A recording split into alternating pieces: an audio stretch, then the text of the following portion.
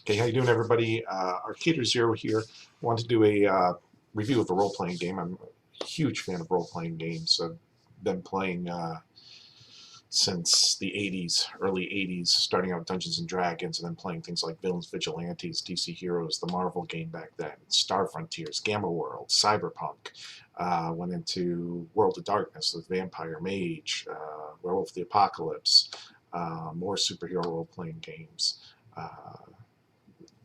Riffs, you name it, I've probably played it. I've got like my shelf over there. I don't know if you can see that. There's a shelf full of role-playing games right now, which is a collection I'm slowly rebuilding. I had to sell my role-playing games some years ago. Sad story, but anyway. There's my dog. I want to do a review of a game called Cortex Prime. And this is like a universal system here. And right off the bat, I'm all fuzzy now. Right off the bat, I can tell you that this game is probably the best role-playing game system I have ever had the pleasure of playing and holding in my hands. I know there's Dungeons and Dragons 5th edition is great. Savage World's really good. There's so many good systems out there. But for me, and the way I like to run role-playing games, I like to run it very cinematic, giving the players lots of options to contribute to the story and explain what they're doing. This system is ingenious for that.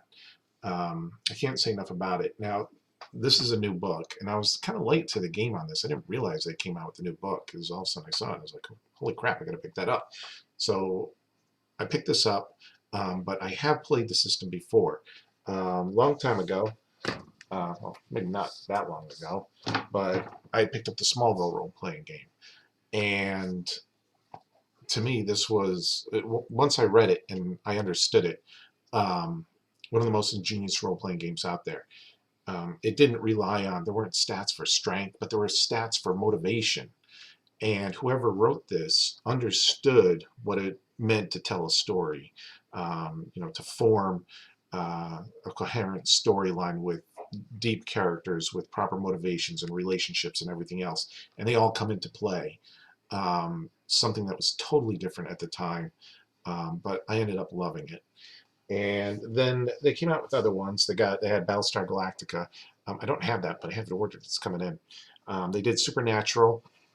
Still way too expensive to buy on eBay. And Leverage was another one. They also did. They got the Marvel license some time ago. There is Marvel Heroic Role Playing. They took this one a little bit different than Smallville, where you have stats based upon. If you like fighting solo or with a buddy or in a team, depending on how you function there. And then I've got, and this just came in, the Firefly role-playing game. Obviously, Joss Whedon's awesome show. They did a fantastic job on this too. Now, each Marvel, Smallville, Firefly, they're all a little bit different, but they're all the same system. They seem to tailor it to these different needs, and that's the great thing about Cortex Prime is you can tailor it for anything. I've already started converting old game systems into Cortex, and it's so easy to do. Like the Ghostbusters game from West End Games, you just put the stats in, give yourself some distinctions, give yourself your Ghostbusters equipment. And then you're pretty much ready to go out and run those old Ghostbusters games. It's very cool, very super easy to do. The game itself this game book can be a little daunting because there's so many different options, so many different ways to play the game. But once you get it, once it clicks, now, okay, I'm basically assembling at least 3 dice to do what I want to do. If, let's say, I have to hit somebody, maybe my physical dice, maybe my fighting dice, and my background as like an MMA fighter. That all works together. Let me roll it.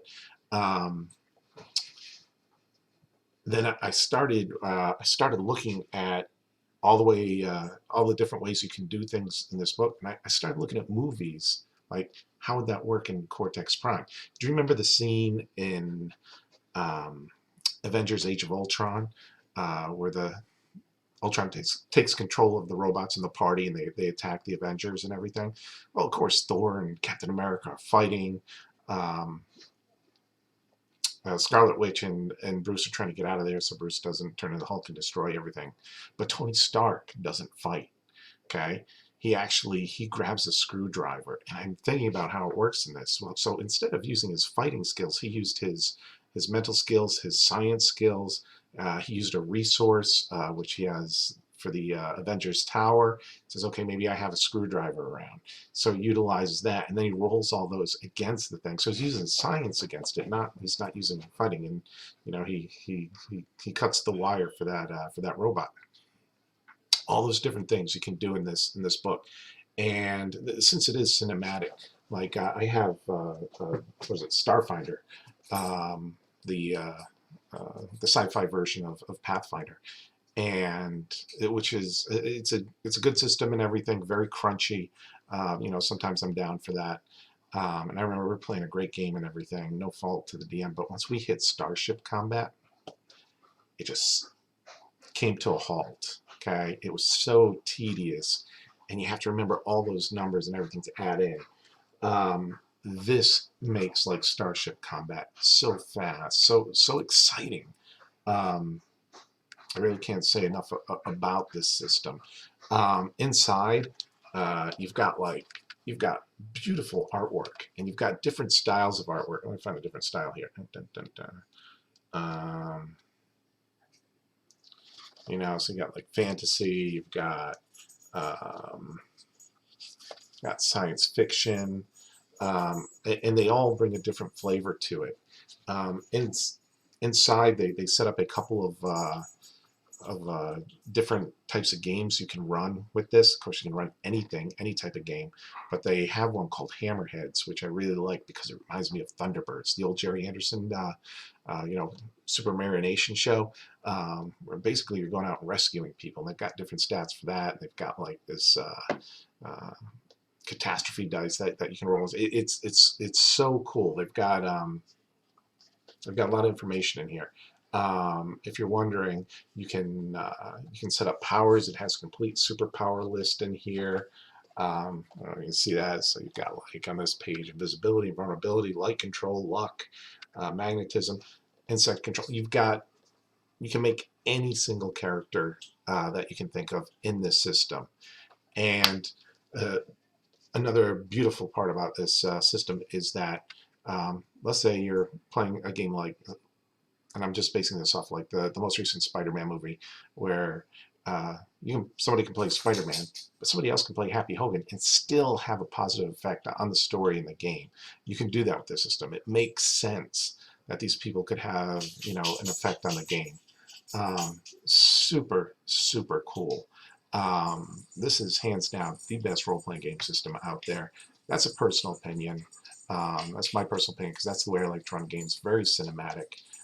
If you have not seen Cortex Prime, uh, you know, give it a shot. Check it out. They've got a lot of online tools coming out. I think that the people that bought it are the same people that do D&D Beyond, so they're tech savvy.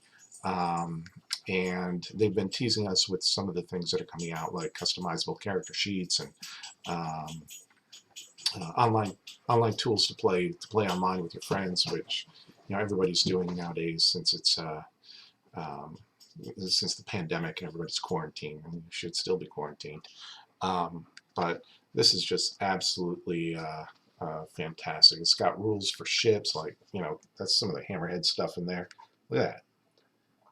That's way cool.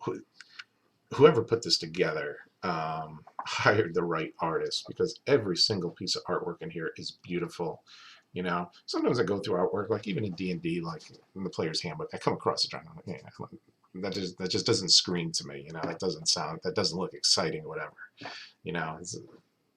just really didn't do it. Every single piece in this is fantastic, and they're all different styles. Like, look at that one. Yeah, it's a totally different style. So much you can do with this. I'm just absolutely over the moon with this. My dog's barking, wants to go out. I better let him out soon. Anyway, look at that drawing. That's awesome. And once you get the mechanics down, picking up 3 dice, rolling up against the game master's dice, and seeing what comes across. Um, if you're going to win or if you're going to lose. They also use an economy in here, much like Fate and Savage Worlds, where you have plot points, much like the Fate tokens and everything else, or the bennies in Savage Worlds. Um, it's it works. It works really well in this. And as compared to the other ones, Fate was really good. I really enjoyed Fate. That was my first dip into these really free form games. I mean, I had GURPS back in the day, but GURPS was so number crunchy, so hard to do anything. You know how many d6s Superman had to roll to punch somebody. It's insane. Um, but Savage Worlds then came out. I liked that even better because all of a sudden they were doing riffs. I loved riffs. Hated the system, Palladium system. Even though I played tons of it, it was just so it's kind of clunky. So kind of streamlined that. Uh, Cortex Prime just takes it to a whole nother level. Um, Once again, can't say enough about it. Go out and buy it. It's got my recommendation. Hope everybody's well, everybody's healthy, everybody stay safe. If you're just finding my channel now, hit the like button, subscribe. I don't do anything regularly. I release videos when I have time or when I want to. I have something exciting I want to talk about, like getting this game book in. But I appreciate everybody. Have a great night or day, whenever you're watching this.